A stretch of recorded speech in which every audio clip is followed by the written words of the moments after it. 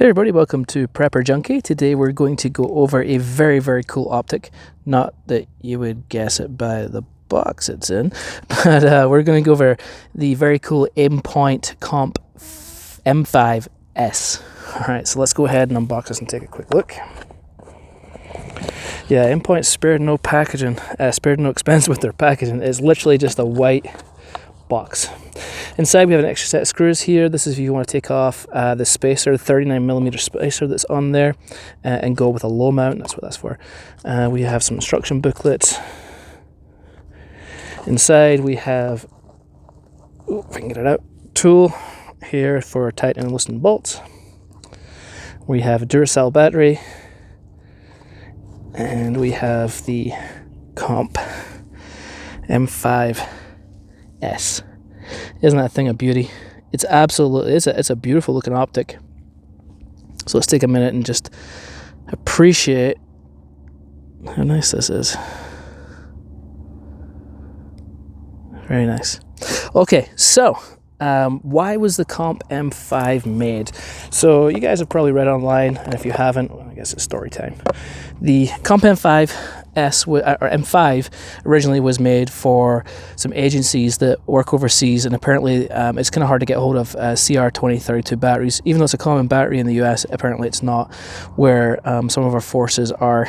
So they asked specifically for Aimpoint to create this optic using a AAA battery, which they did, and this is the result of what came about. So actually the Comp M5 has the battery up here, Comp M5s has the battery down here.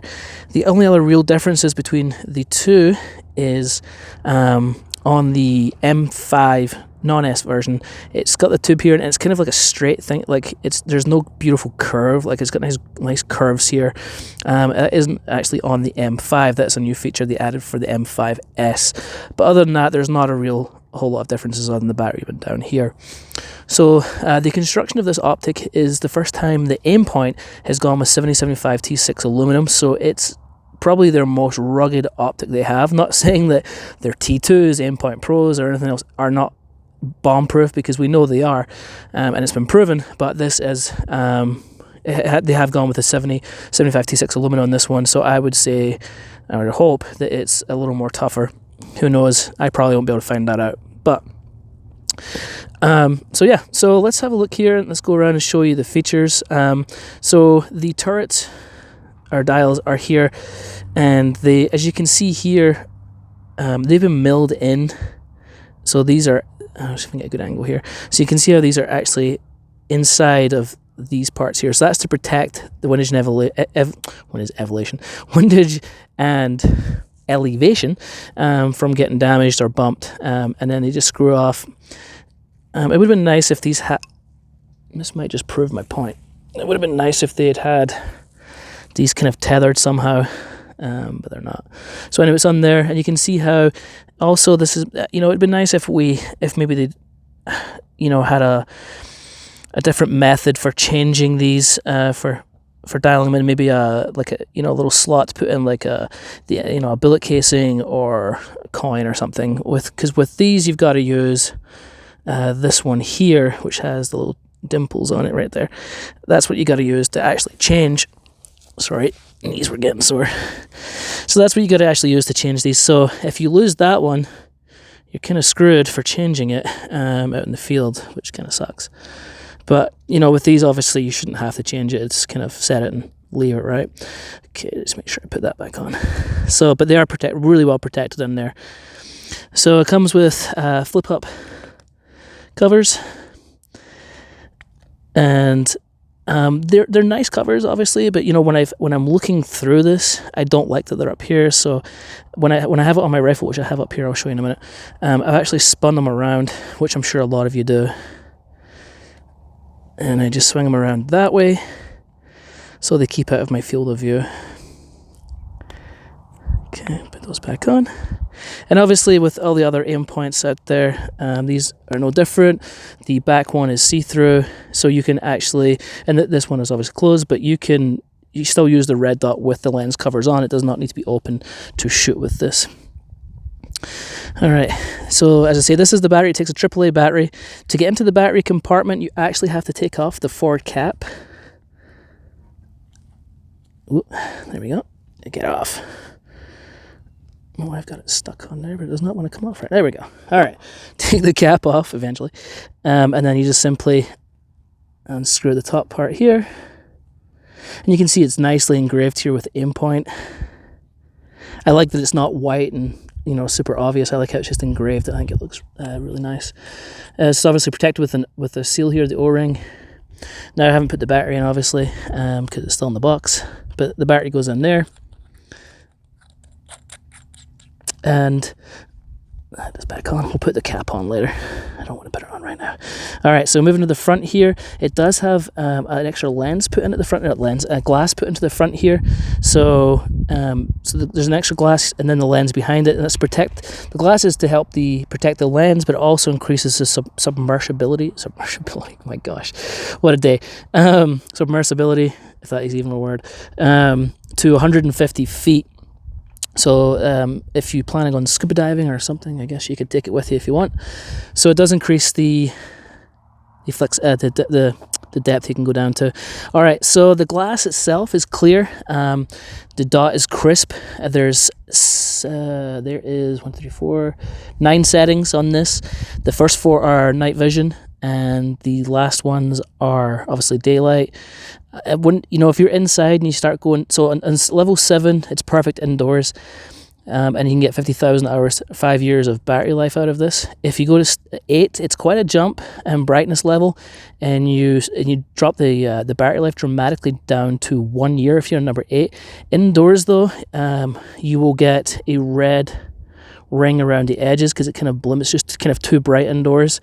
So number 7 is perfect indoors. And it works just great. The mount is it's what you call it? It's Aimpoint's. Guys, I got a funny feeling I'm gonna have to edit the crap out of this video today. All right, so the mount is Aimpoint's LRP mount, and that stands for Lever Release Picatinny, LRP. Yeah, not the greatest name I've ever heard, but all right, LRP mount. It's a QD mount.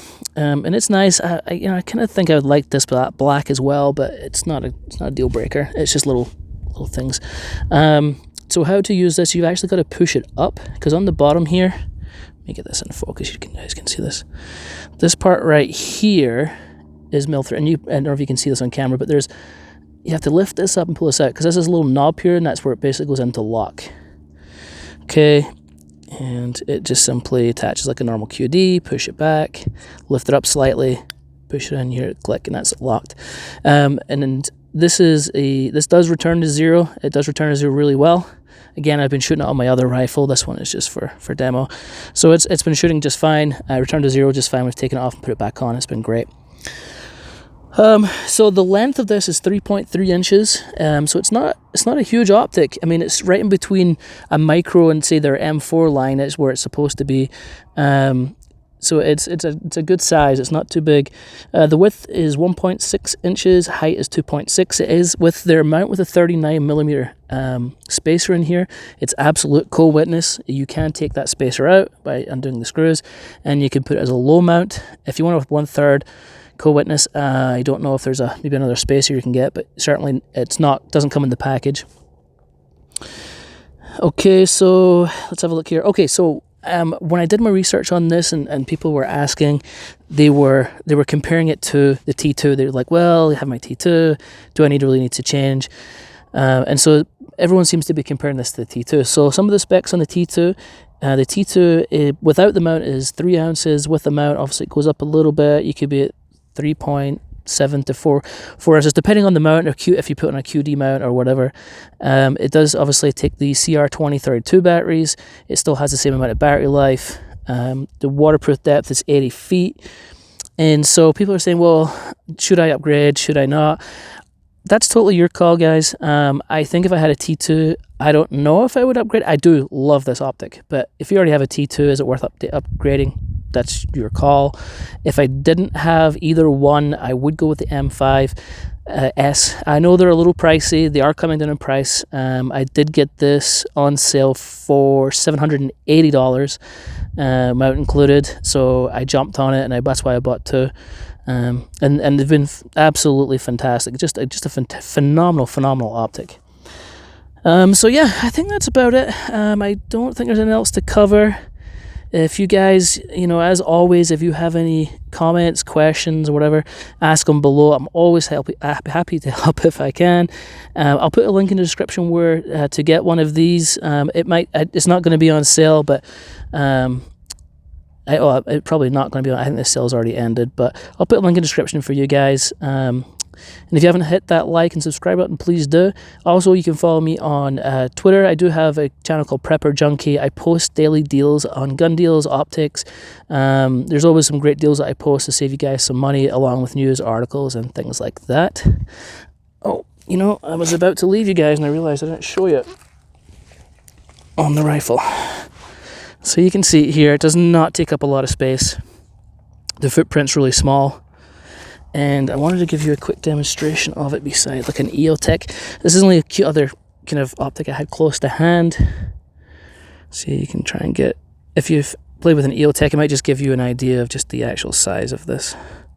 So it's a lot smaller. The window objective is 20 millimeters, which is, it's pretty small. It's a micro size, but with both eyes open, it doesn't really affect anything. So, all right, sorry about that. So I'm not going to repeat everything I just said before about like and subscribe, but anyway, that's it. Any questions, comments, blah, blah, blah. You know the deal. All right, guys, have a great one. I'll see you later.